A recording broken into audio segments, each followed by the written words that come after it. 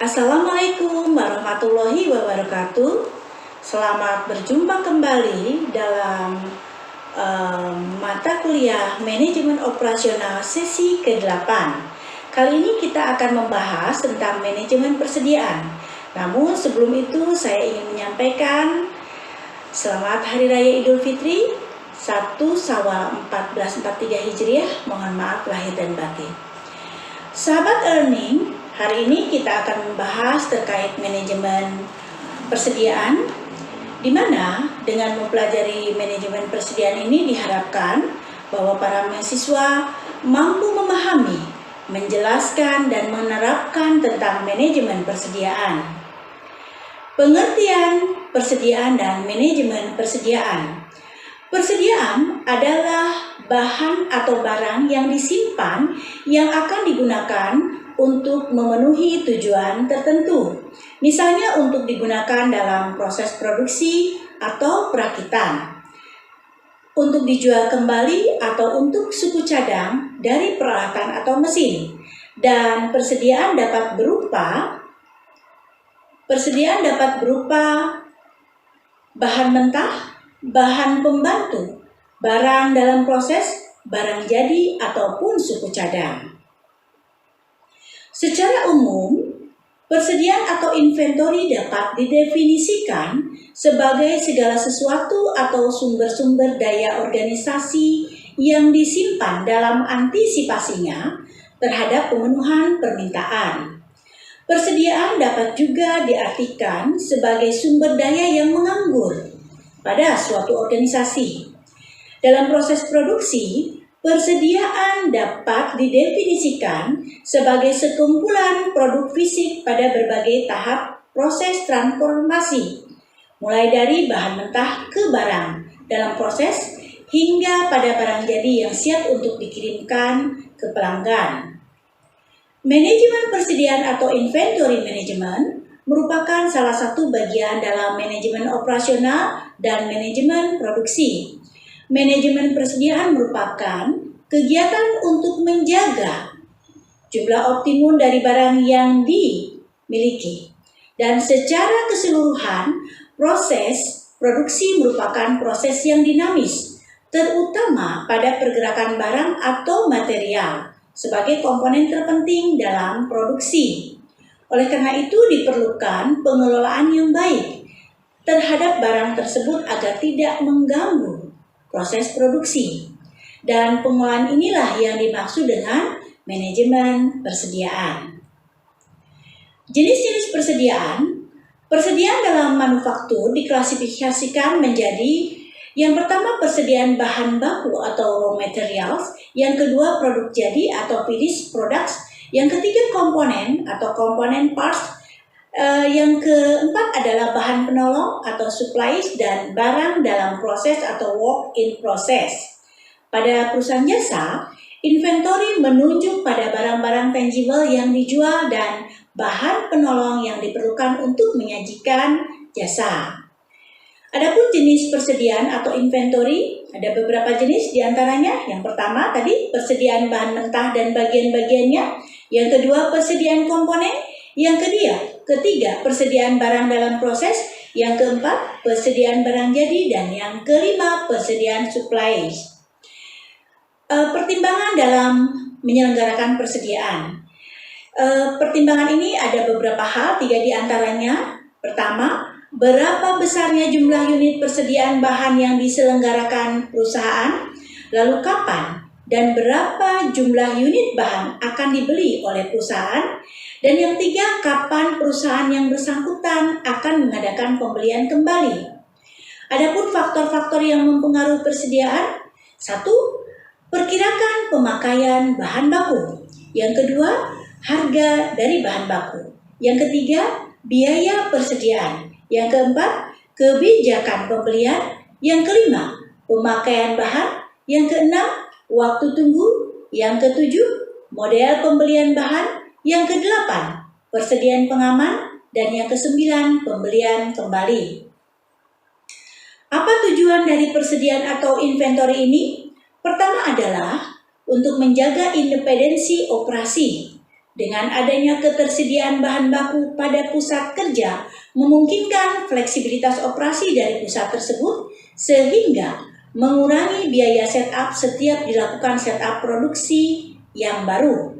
Yang kedua, untuk menjaga variasi ataupun fluktuasi permintaan produk. Oleh karena dalam banyak hal, permintaan tidak dapat diperkirakan dengan sangat tepat.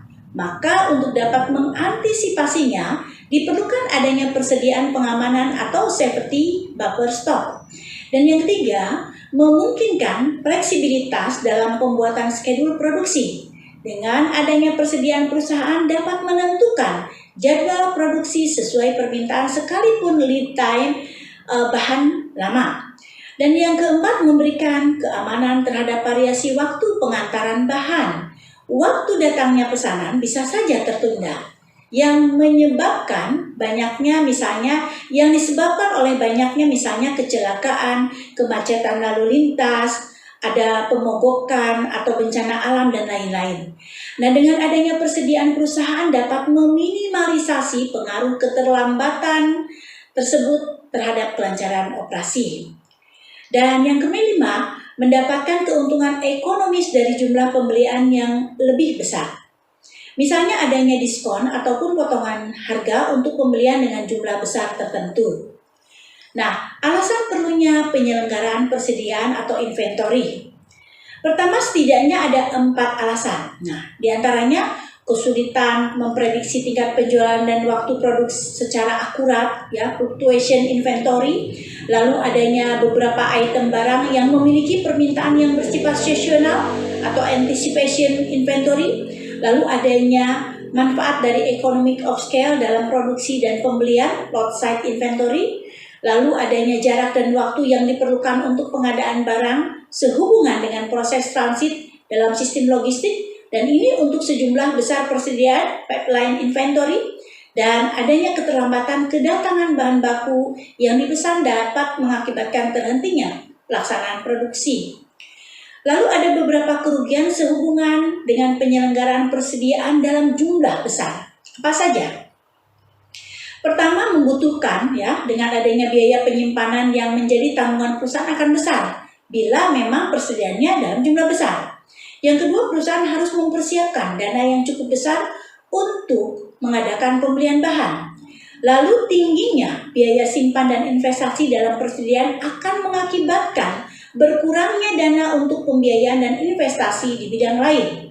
Yang keempat, perusahaan akan menanggung kemungkinan yang cukup besar resiko kerusakan persediaan akibat perubahan kimiawi atau sebab lain. Dan yang kelima, bila terjadi penurunan harga bahan baku, maka perusahaan akan menderita kerugian yang cukup besar pula. Sedangkan kelemahan perusahaan dengan persediaan dalam jumlah yang relatif kecil, yaitu adanya kemungkinan kehabisan bahan karena persediaan habis sebelum waktunya.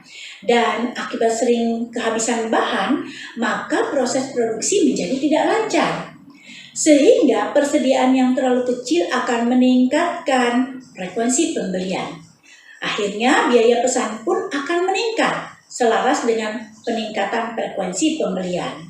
Dan di sini ada jenis-jenis manajemen persediaan. Yang pertama, barang mentah atau bahan baku. Manajemen persediaan harus mampu memastikan jumlah bahan baku yang ada sehingga mencukupi kebutuhan produksi. Dan yang kedua, barang proses atau barang setengah jadi. Biasanya barang ini digunakan untuk didistribusikan ke pabrik lain untuk dilanjutkan menjadi barang jadi. Manajemen persediaan akan menentukan seberapa banyak barang yang diperlukan untuk didistribusi agar bisa memenuhi permintaan. Yang ketiga, barang jadi atau finishing goods, dan manajemen persediaan akan mengatur jumlah yang tersedia, kemana akan didistribusikan dan berapa jumlahnya. Tidak bukan agar mampu mendapatkan jumlah produk optimal agar keuntungan maksimal. Yang keempat, barang supply. Manajer harus mengelola barang yang menjadi persediaan baik yang akan digunakan untuk produksi ataupun tidak. Dan barang yang terakhir adalah barang dagangan. Barang ini harus jelas jumlahnya dan di mana saja akan didistribusikan. Lalu yang kelima, berdasarkan permintaan. Manajemen persediaan mengelola barang yang terbagi menjadi dua. Persediaan barang jadi yang tergantung pada permintaan pasar atau independent demand inventory. Lalu kemudian persediaan barang setengah jadi dan bahan mentah yang ditentukan oleh tuntutan proses produksi dan bukan pada keinginan pasar atau dependent demand inventory. Apa fungsi dari mumpung persediaan? Nah, fungsi dari persediaan yang pertama akan menghilangkan resiko keterlambatan pengiriman bahan baku atau barang yang dibutuhkan perusahaan. Yang kedua, menghilangkan resiko jika material yang dipesan tidak baik sehingga harus dikembalikan. Yang keempat, menghilangkan resiko terhadap kenaikan harga barang secara musiman atau inflasi. Dan yang keempat, untuk menyimpan bahan baku yang dihasilkan secara musiman sehingga perusahaan tidak akan kesulitan jika bahan itu tidak tersedia di pasaran. Selanjutnya, ada beberapa metode yang dapat digunakan dalam pengelolaan manajemen persediaan. Yang pertama adalah metode EOQ atau Economic Order Quantity yang merupakan jumlah pemesanan yang paling ekonomis dengan pertimbangan untuk meminimalkan biaya pemeliharaan barang dari gudang dan biaya pemesanan setiap tahun namun tetap dapat memenuhi kebutuhan penggunaan. Metode ini berlaku untuk permintaan yang dapat ditentukan secara pasti dan bersifat tetap. Item barang yang dipesan independen dengan item barang yang lain dan pesanan dapat diterima dengan segera serta pasti dan jumlah barang yang keluar tidak terlalu fluktuatif serta harga barang tersebut bersifat konstan. Ya, di sini ada rumusnya. EOQ itu Q sama dengan akar dari 2 dikali R dikali S dikali C, di mana R adalah kebutuhan bahan mentah 1 tahun, S adalah ordering cost setiap kali pesan, dan C di sini adalah holding cost per unit per satu satuan waktu. Dan metode ini dikembangkan dengan asumsi tadi yang sudah dijelaskan, hanya ada satu jenis ataupun item persediaan yang hendak direview. 2. Seluruh jumlah bahan mentah yang dipesan datang pada satu titik waktu tertentu. 3. Permintaan akan bahan bersifat konstan atau mendekati tingkat konstan dan lead time-nya konstan. Dan kelima, holding cost didasarkan pada rata-rata persediaan, lalu ordering atau setup cost konstan juga, dan tidak terjadi kehabisan bahan, serta yang terakhir tidak ada pengembalian barang yang sudah dipesan. Nah, di sini ada contoh soal, kalian kerjakan, coba ya. Bahwa sebuah toko pusat oleh-oleh khas Banyumas yang bernama Pusat Keripik Trisoda yang berada di Lokawisata Baturaden mampu menjual keripik pisang rata-rata 50 bungkus per harinya. Besar permintaan tersebut diperkirakan konstan setiap harinya dan pihak manajemen toko menetapkan melakukan pemesanan ke bagian produksi sebesar 3.000 bungkus setiap kali pemesanan dengan waktu tunggu 6 hari dengan biaya kurang lebih Rp200.000 dalam sekali pemesanan. Dan biaya penyimpanan per bungkus keripik pisang adalah sebesar Rp5.000. Nah, jika toko tersebut menerapkan sistem 30 hari kerja per bulan, tentukan biaya minimum tahunan yang harus dikeluarkan dan siklus pemesanan kembali yang harus diterapkan oleh toko tersebut. Silahkan untuk melakukan latihan soal. Dan di sini nanti kalian akan mendapatkan penghitungan bahwa untuk memperoleh hasil yang optimum, pihak manajemen toko Pusat Keripik Trisoda ini harus mengeluarkan biaya tahunan minimum sebesar Rp4.200.000 dan melakukan pemesanan keripik pisang ke bagian produksi sebesar 1.200 bungkus setiap 24 hari kerja. Nah, yaitu pada saat persediaan tinggal 300 bungkus. Dihitung ya. Metode yang kedua adalah metode Material Recruitment Planning atau MRP.